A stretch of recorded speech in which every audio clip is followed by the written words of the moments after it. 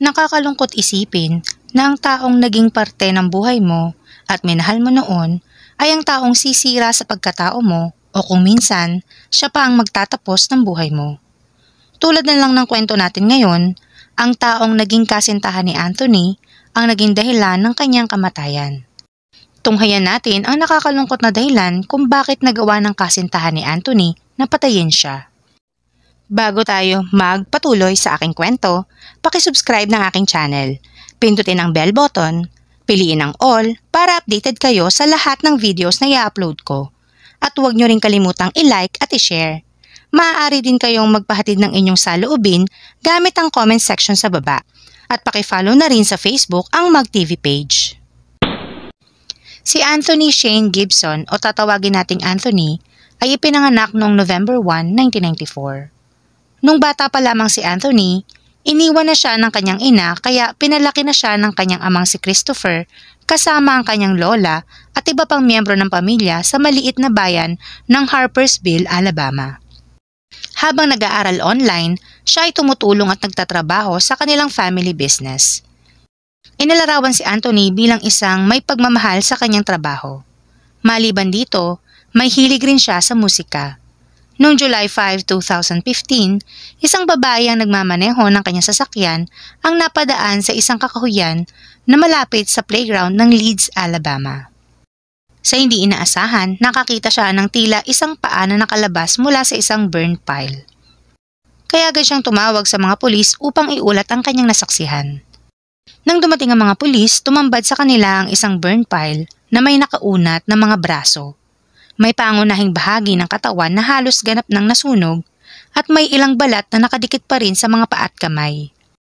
Maliban dito, natuklasan din nilang bukas na bukas ang dibdib ng biktima. Sa patuloy na pagsisiyasat, nakakuha sila ng ilang mga shell casings.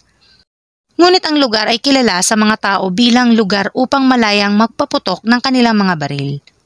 Kaya naniniwala ang pulisya na ang ilang mga bala ay pagmamay-ari ng ilang mga taong nagpapaputok sa burn pile.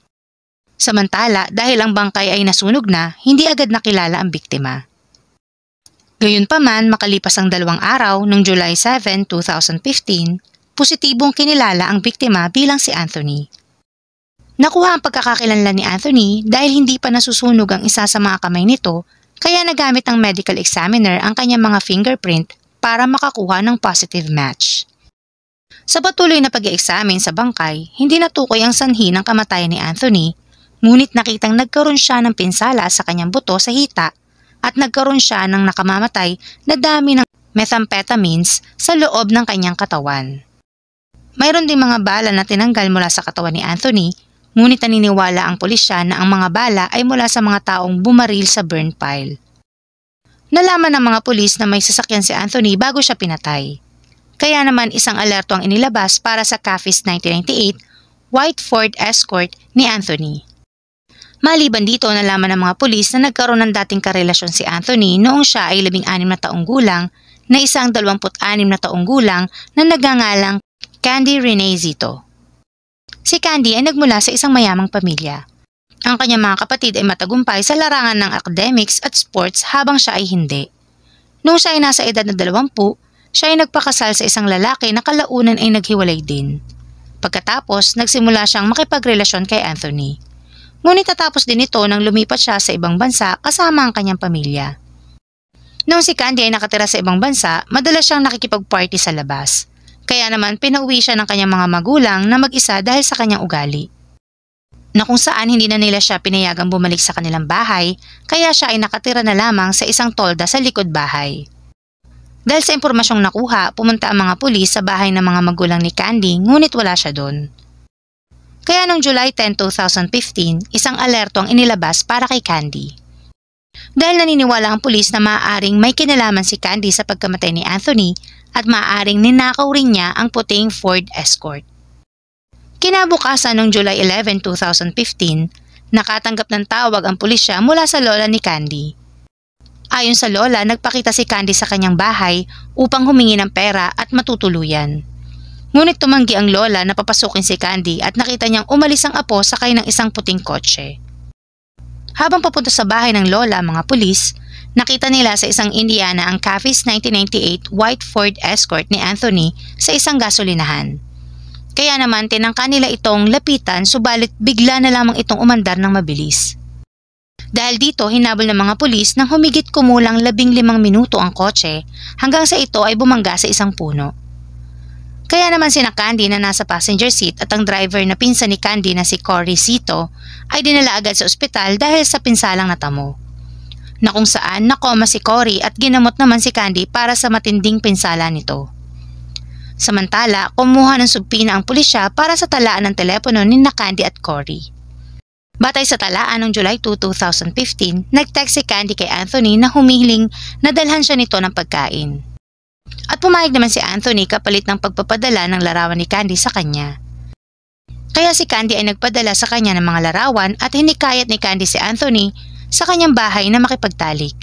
Sa patuloy na pagsisiyasat sa talaan ng telepono, lumalabas na pumunta si Candy malapit sa kung saan natagpuan ang bangkay ni Anthony. Dagdag pa rito sa telepono ni Candy, nakita rin ang mga larawan ni Candy at Cory na may hawak na AK-47, isang klaseng mahabang baril. Maliban dito, natuklasan din ng mga pulis na may ilang mga larawan na nagpapakita na sina Cory at Candy ay may relasyon sa kabila ng pagiging magpinsan ng mga ito.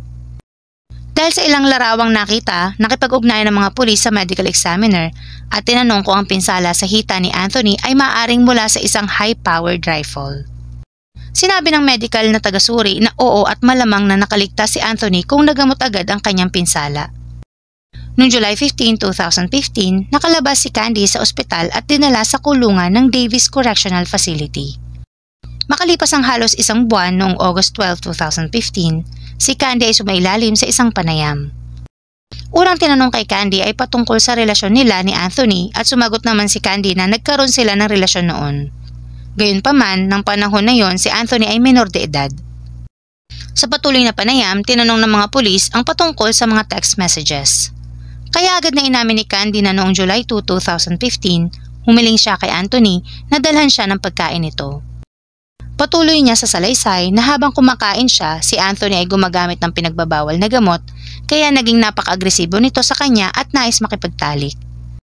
Kaya dahil doon nagsimula siyang sumigaw at tumakbo naman palabas si Anthony. Dahil sa pagsigaw ni Candy, si Cory ay tumakbo palabas ng bahay. Pagkatapos nakarinig na lamang umano si Candy ng isang putok at ng isang sasakyan na umaalis.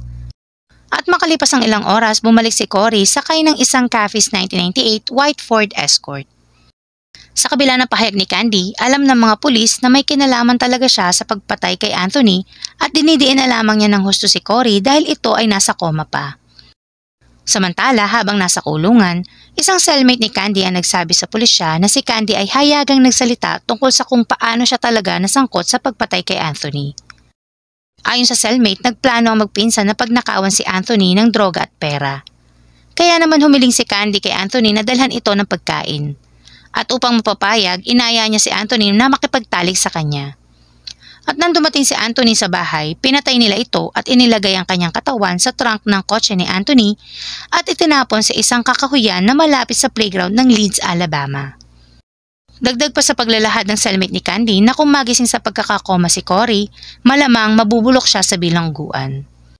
Dahil nagising nga si Cory sa pagkakakoma, ngunit dahil sa tindi ng pinsala sa pagkakabangga, hindi gaanong naalala ni Cory ang ilang mga bagay at halos hindi na ito makapagsalita. Gayunpaman, noong March 13, 2016, napatunayang may kakayahan si Cory na humarap sa paglilitis. Ngunit bago ang paglilitis, ang abogado ni Candy at Cory ay nakipag-usap sa prosekusyon para sa plea deals at nakipag-usap naman ang prosekusyon sa pamilya ni Anthony. Sa kanilang pag-uusap, sumang-ayon ang pamilya sa isang plea deals na 20 taon na pagkakakulong ni Cory at Candy para sa pagpatay kay Anthony. Kaya naman silang dalawa ay nasentensyahan noong September 7, 2018 at naging karapat-dapat na makakuha ng parol sa taong 2030. Dito na po natatapos ang kwento patungkol kay Anthony Gibson. Ako po si G, maraming salamat.